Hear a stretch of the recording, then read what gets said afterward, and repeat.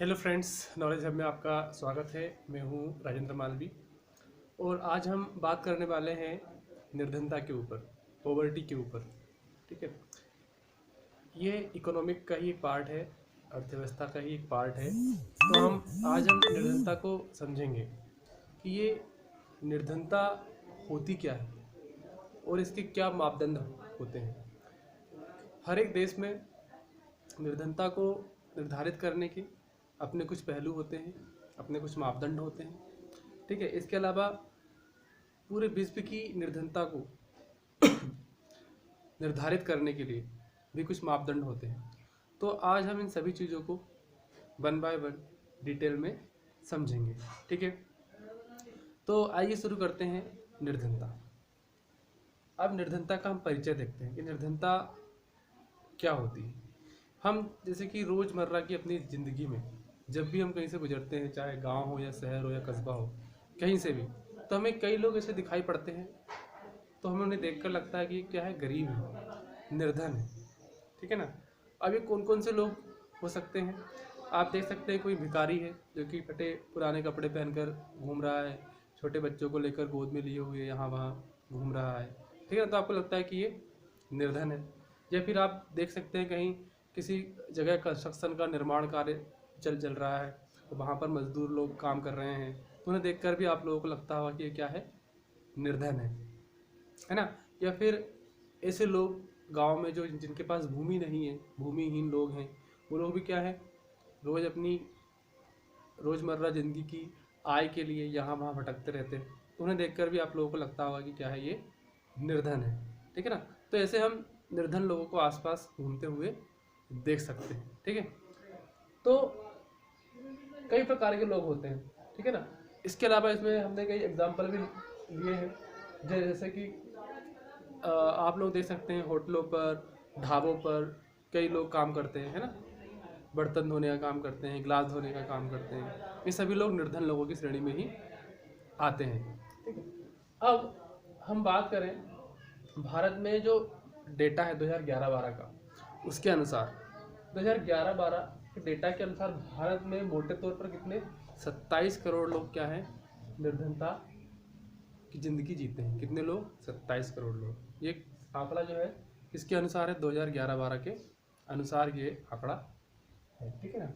अब निर्धनता जो है, हम इसे दो विशिष्ट तरीक़ों से माप सकते हैं। कैसे? क्योंकि हम जानते हैं भारत में शहरी क्षेत्र भी है, ग्रामीण क्षेत्र भी है, दोनों ही क्षेत्र आते हैं। तो हम निर्धनता को दो विशिष्ट तरीके से देख सकते हैं, शहरी निर्धनता और ग्रामीण निर्धनता। यदि हम शहरी गरीबी की बात करें या निर्धनता की बात करें, तो शहर में ऐसे कई लोग हैं जो दिन भर में, है ना, या पूरे महीने भर में कितना कमाते हैं, 1500 से 2000 के बीच में कमा लेते हैं। लेकिन साथ ही साथ उस एक व्यक्ति ने कमाया तो 1500 से 2000 के बीच में, लेकिन उसके घर में कितने, 8 से 10 लोग हैं। सोचिए आप, 8 से 10 लोग हैं, क्या वो 1500 से 2000 की आय में, उनमें बच्चे भी होंगे सम्मिलित, की आय में उनको शिक्षा प्रोवाइड करवा सकता है क्या? क्या उनको चिकित्सा, बेहतर चिकित्सा की सुविधा प्रदान कर सकता है क्या? क्या कुपोषण से बचने के लिए बेहतर आहार की व्यवस्था कर सकता है क्या? तो इन सभी चीज़ों को हम ध्यान में रखें तो शहर की निर्धनता भी क्या है, हम देखें कई प्रकार से हम देखते रहते हैं। तो इतनी कम आय में क्या है, ना तो वो शिक्षा बेहतर तरीके से दे पाएगा अपने फैमिली की, ना ही वो चिकित्सा की सेवा दे पाएगा, ना ही कुपोषण की। तो होता क्या है शहर में, जब वो 1500 से 2000, या मान लो घर के कोई मेंबर, कहीं महिला है, कहीं बर्तन धोने का काम भी करती है, तो क्या है, वो 1500 से 2000 की आय में अपने घर को सही तरीके से नहीं चला पाता। होता क्या है परिणाम स्वरूप? अशिक्षा, शिक्षा नहीं मिलती है, फिर चिकित्सा नहीं मिलती है, तो क्या होती है, मृत्यु हो जाती है। फिर कुपोषण होता है तो बच्चे पूर्ण रूप से विकसित नहीं हो पाते हैं, शारीरिक और मानसिक विकास उनका हो नहीं पाता है। ठीक है, तो ये शहर में निर्धनता के हम परिणाम देखते हैं। यदि हम गांव में देखें, गांव में ऐसे लोग जो भूमिहीन लोग हैं ना, जिनके पास क्या है, भूमि नहीं है कृषि करने योग्य, तो वो क्या करते हैं, दिन भर में 50 रुपये के लगभग कमाते हैं, ठीक है ना। फिर अपने भोजन की व्यवस्था के लिए लकड़ी चुनना, भोजन बनाना, ये सब काम करते हैं। लेकिन सोचिए आप, इतने कम रुपए में शिक्षा की व्यवस्था मुमकिन ही नहीं है, ठीक है। फिर इसके अलावा जब शिक्षा नहीं होगी तो इतने कम पैसे में चिकित्सा की सुविधा भी उसे नहीं मिलेगी। जब चिकित्सा की सुविधा नहीं मिलेगी तो क्या होगा, असमय मृत्यु होगी। जब परिवार में असमय मृत्यु होगी तो कम उम्र के जो बच्चे हैं उन पर क्या होगा, काम करने का जो प्रेशर बढ़ता है। जब काम करने का प्रेशर बढ़ेगा तो कम उम्र में काम करना पड़ेगा उन लोगों को। तो गांव में भी क्या है, इस प्रकार से हम निर्धनता को कई रूपों में देखते हैं, ठीक है। अब हम देखें निर्धनता से संबद्ध, पॉवर्टी से एसोसिएट कौन कौन से ऐसे मुद्दे हैं। यदि हम निर्धनता से संबद्ध मुद्दों की हम बात करें तो इससे संबद्ध कई मुद्दे हैं, कई प्रकार के ऐसे मुद्दे हैं जिनके परिणाम स्वरूप हमें निर्धनता देखने को मिलती है। अब हम पहले ही कारण देखें, भूमिहीनता। अब इस भूमिहीनता के कारण निर्धनता कैसे आती है। जैसे आप देखें, यदि किसी के पास, हम गांव की बात करें, किसी के पास गांव में कोई भूमि नहीं है, क्योंकि गांव में क्या है, ना तो कोई कंपनी है ना कोई उद्योग है, तो उसकी जो आय का साधन था वो क्या है, भूमि ही था। तो वो करेगा क्या, भूमिहीन व्यक्ति या तो किसी दूसरे के खेत में काम करेगा, है ना, उसके यहाँ काम होगा, काम मिलेगा तो काम करेगा, नहीं तो नहीं करेगा। तो भूमिहीनता की वजह से भी क्या होता है, बेरोजगारी की कंडीशन बनती है। दूसरा है बेरोजगारी। हाँ, ये बेरोजगारी क्यों होती है, बेरोजगारी का होने का एक सिंपल कारण तो गांव में क्या है, भूमिहीनता है। दूसरा अशिक्षा, क्योंकि उसके पास शिक्षा नहीं है तो उसके पास स्किल्स नहीं है ना, स्किल्स नहीं है तो क्या होगा, कोई दूसरा काम नहीं कर पाएगा, ठीक है। तो ये बेरोजगारी का कारण हो गया। परिवार का आकार, ये बहुत बड़ा मुद्दा है, क्योंकि यदि वो मान लो थोड़ा बहुत काम कर भी लेता है गांव में, तो परिवार का आकार बड़ा होने के कारण, परिवार में सदस्यों की संख्या अधिक होने के कारण क्या होगा, वो सही आहार उन लोगों को दे नहीं पाएगा। फिर क्या होगा, स्वास्थ्य खराब होगा, स्वास्थ्य खराब होगा तो बेहतर चिकित्सा की सुविधा भी वो नहीं दे पाएगा, और क्या होगा, निर्धनता बनी रहेगी। फिर निरक्षरता, निरक्षरता से भी क्या निर्धनता बढ़ती है, क्योंकि निरक्षर व्यक्ति है तो सही समझ उसके पास नहीं होगी, सही समझ नहीं होगी तो सही काम की जानकारी उसके पास नहीं होगी, सही काम की जानकारी नहीं होगी तो आय नहीं होगी, आय नहीं होगी तो निर्धनता बनी रहेगी। फिर इसके अलावा है खराब स्वास्थ्य। जैसे मैंने बताया कि जब निर्धन व्यक्ति होगा तो स्वास्थ्य सुविधाएं उसको मिल भी रही होंगी तो वो उन्हें अफोर्ड नहीं कर पाएगा, ठीक है ना। तो खराब स्वास्थ्य के कारण क्या होगा, उसकी परिवार में या उसकी खुद की मृत्यु भी हो सकती है, ठीक है। और इस प्रकार से निर्धनता बनी रहती है। फिर बाल श्रम, बाल श्रम मतलब जैसे मैंने बताया कि खराब स्वास्थ्य के कारण क्या हो जाता है, परिवार में किसी की मृत्यु हो गई तो छोटे बच्चों को भी क्या करना पड़ता है, फिर अपने जीवन यापन के लिए काम करना पड़ता है। तो ये सभी क्या है, निर्धनता के अलग अलग मुद्दे हैं। अब हम बात करें सामाजिक वैज्ञानिक दृष्टि से निर्धनता क्या होती है। ये तो हमने आम बोलचाल की भाषा में या हमने दैनिक जीवन में देखा, लेकिन जो इसके एक्सपर्ट हैं, जो इसको निर्धनता के ऊपर स्टडी करते हैं, उन लोगों की हम भाषा में समझें ये सामाजिक निर्धनता क्या होती है, तो उन लोगों के शब्दों में निर्धनता के कई ऐसे आयाम हैं, कई ऐसे पहलू हैं, है ना, जिनके आधार पर निर्धनता को मापा जाता है। अब निर्धनता का मतलब ऐसा ही नहीं कि सिर्फ पैसा है किसी के पास तो वो अमीर हो गया, नहीं, निर्धनता को हम कई रूपों में समझ सकते हैं, कई इसके पहलू हैं, ठीक है। अब इसके कई सूचक हैं जिनके माध्यम से हम क्या करते हैं, निर्धनता को देखते हैं। जैसे आय और उपभोग, आय और उपभोग के आधार पर निर्धनता को देखा जाता है। कैसे, मान लो किसी व्यक्ति की आय 2000 रुपये है तो उसका कितना उपभोग वो कर पाएगा, क्या 2000 रुपये में वो अपनी शिक्षा, अपना स्वास्थ्य, अपना पोषण, इन सभी का ध्यान रख पाएगा क्या। तो ये इन चीज़ों पर एनालाइज किया जाता है, इन चीज़ों पर रिसर्च किया जाता है। यदि उसके पास 5000 रुपये हैं तो क्या इसमें इतनी आय में वो सही तरीके से सारी चीज़ों का उपभोग कर पाएगा या नहीं। तो ये आय और उपभोग दोनों पर ही क्या होता है, रिसर्च होता है, और इसके आधार पर फिर निर्धनता का निर्णय लिया जाता है। फिर एक और हमारे पास सूचक है ना, वो क्या है कि अब हम केवल आय के आधार पर ही निर्धनता को नहीं मापते। अब क्या है, अब निर्धनता को निरक्षरता के स्तर पर भी मापा जाता है। कैसे? यदि कोई व्यक्ति निरक्षर है, निरक्षर मतलब उसे एजुकेशन नहीं मिला है, शिक्षा नहीं मिली है, तो भी वो निर्धनता के कैटेगरी में आएगा। कैसे? क्योंकि आज विकास हम देखें वो क्या है, वही होता है जहाँ शिक्षा है। कैसे? क्योंकि शिक्षा के आधार पर ही आपके पास स्किल्स आएंगी। स्किल्स आएंगी तो क्या होगा, आप कहीं भी कोई भी जॉब प्रॉपर तरीके से कर पाओगे। अपना मानसिक विकास, आर्थिक विकास, सामाजिक विकास, हर विकास आपका कब होगा, जब आप एजुकेटेड होंगे। तो निरक्षर तक के स्तर पर भी निर्धनता को मापा जाता है। फिर है कुपोषण के स्तर पर, क्योंकि यदि आपको बेहतर आहार नहीं मिला है, बेहतर भोजन नहीं मिल रहा है, ठीक है ना, तो क्या होगा, आप कुपोषित हो जाएंगे। जब कुपोषित होंगे तो क्या होगा, स्वास्थ्य बेहतर नहीं होगा। स्वास्थ्य बेहतर नहीं होगा तो आप काम नहीं कर पाएंगे, और इस प्रकार क्या होगा, घूम फिर के क्या आएगी, निर्धनता आपके पास आएगी। तो कुपोषण के आधार पर भी क्या होता है, निर्धनता का मापन किया जाता है। फिर है स्वास्थ्य सेवाओं की कमी। स्वास्थ्य सेवाओं की कमी के आधार पर भी, मान लो कि आपके एरिया में स्वास्थ्य सेवाएं ही नहीं है, स्वास्थ्य सेवाओं की बहुत ज़्यादा कमी है, तो क्या होगा, उस एरिया में निर्धनता आएगी। क्यों आएगी?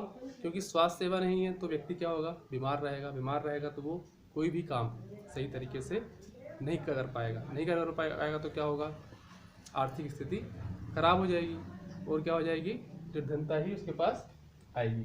फिर है रोजगार के अवसरों में कमी। ये भी कारण है।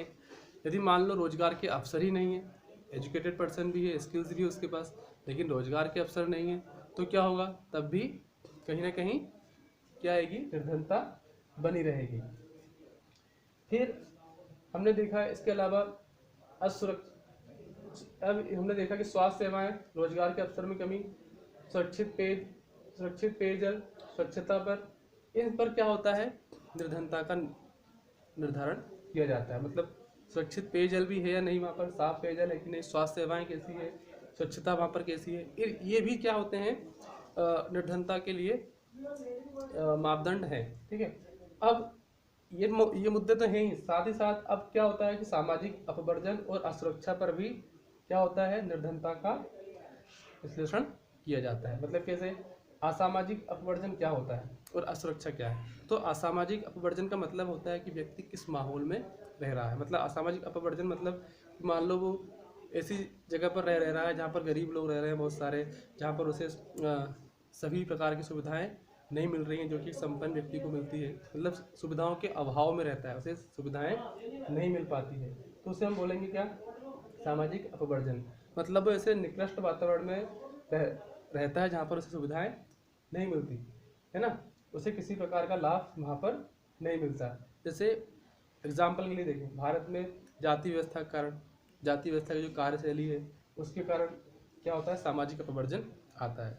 ठीक है। अब असुरक्षा की भावना, असुरक्षा के कारण भी क्या होती है, निर्धनता आती है। सामाजिक अपवर्जन तो आती है, असुरक्षा से भी आती है। जैसे निर्धनता के कारण होता क्या है, असुरक्षा की भावना हमेशा बनी रहती है। जब निर्धन होगा, आर्थिक स्थिति कमजोर होगी, तो वो अपने आप को असुरक्षित भी समझेगा। जैसे एग्जाम्पल के लिए विशेष समुदाय, जैसे पिछड़ी जातियाँ, विधवा, शारीरिक विकलांग, ये लोग क्या होते हैं, इन लोगों में हमेशा आर्थिक स्थिति या निर्धन होने की संभावना बनी रहती है। क्यों? क्योंकि पिछड़ी जातियाँ क्या है, पहले से ही क्या है, आर्थिक रूप से कमजोर है। विधवा, जो कि इनके पास आय का साधन नहीं होता। शारीरिक विकलांग, इनके पास क्या होता है, काम करने के लिए एबिलिटी उतनी नहीं होती है, तो इनके पास क्या होता है, हमेशा निर्धन होने की संभावना बनी रहती है। और इन्हीं समुदाय में असुरक्षा की भावना भी होती है। तो इस फैक्टर के आधार पर भी निर्धनता का निर्धारण किया जाता है या विश्लेषण किया जाता है। अब बात आती है निर्धनता रेखा या गरीबी रेखा। ये निर्धनता रेखा या गरीबी रेखा जो होती है, इसका निर्धारण कैसे होता है। तो प्रत्येक देश में काल्पनिक रेखा बनाई जाती है, उस रेखा के आधार पर ही क्या होता है, गरीबी रेखा या निर्धनता रेखा का निर्धारण किया जाता है। अब भारत में जो गरीबी रेखा है या निर्धनता का स्तर है, उसका जो निर्धारण होता है वो किसके आधार पर होता है? खाद्य मतलब भोजन, कपड़ा, जूतों, ईंधन, प्रकाश, शिक्षा, इनके आधार पर, चिकित्सा, इनके आधार पर क्या होता है, गरीबी रेखा का निर्धारण होता है कि भोजन की व्यवस्था पर्याप्त रूप से उनके पास है या नहीं, कपड़े की व्यवस्था है या नहीं, पहनने के लिए जूते हैं कि नहीं, खाना बनाने के लिए ईंधन है या नहीं, घर में प्रकाश की व्यवस्था है कि नहीं, घर में शिक्षा और स्वास्थ्य सुविधाएं प्रॉपर है कि नहीं। इन चीज़ों के आधार पर ही क्या होता है, गरीबी रेखा का निर्धारण होता है।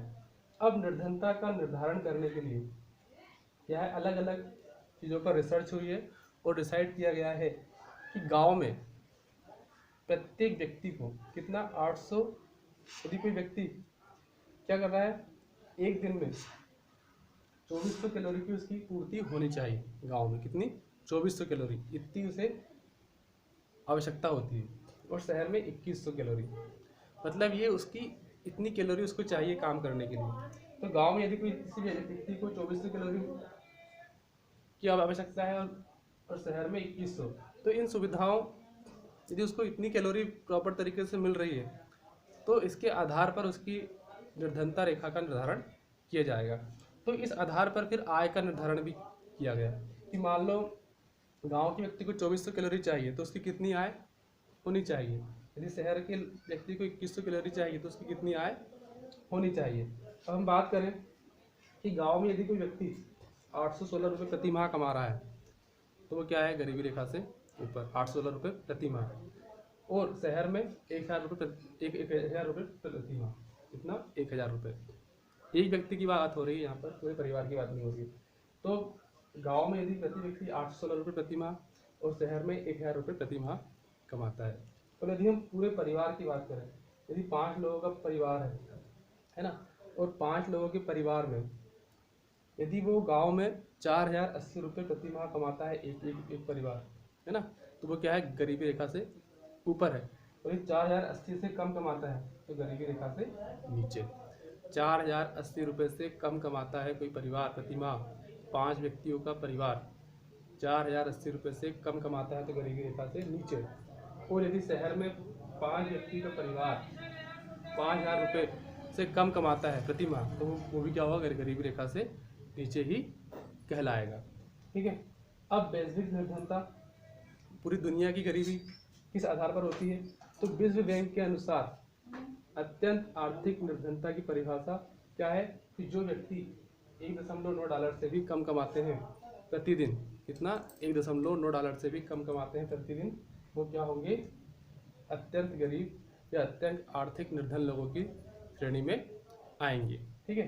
तो इस प्रकार से हम इसको समझते हैं। तो आज की क्लास में हमने निर्धनता की परिभाषा को समझा, फिर हमने देखा निर्धनता शहरी और ग्रामीण दोनों को समझा, फिर हमने गरीबी रेखा को समझा कि कैसे उसका निर्धारण होता है। तो आज की क्लास में इतना ही। Thank you for watching.